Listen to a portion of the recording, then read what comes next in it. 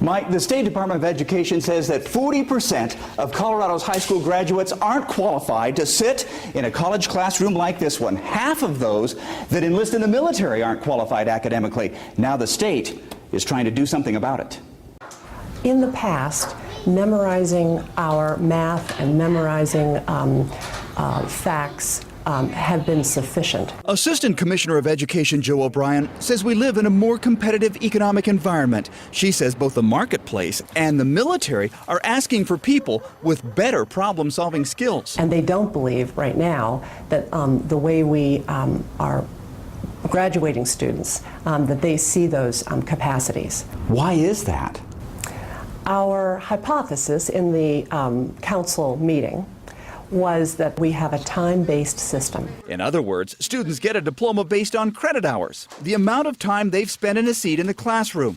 The assumption was that as long as they've had 4 years of math, they understand it. But just sitting in class is not the same thing as learning the math. Now, the state wants to require that students prove what they know, prove that they are proficient before they can get a diploma. Under the new guidelines, that proof could be a state test, a military assessment, an industry certificate, or advanced placement. O'Brien says it's an attempt to make students accountable for their own education. We actually believe that we'll get greater motivation out of students, and that even in class, as students starts to look at their own self-interest, that it should have a good effect.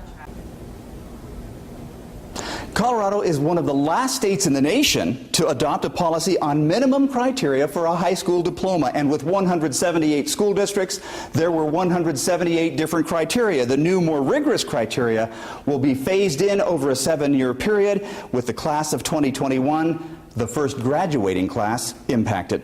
Lance Hernandez, 7 News.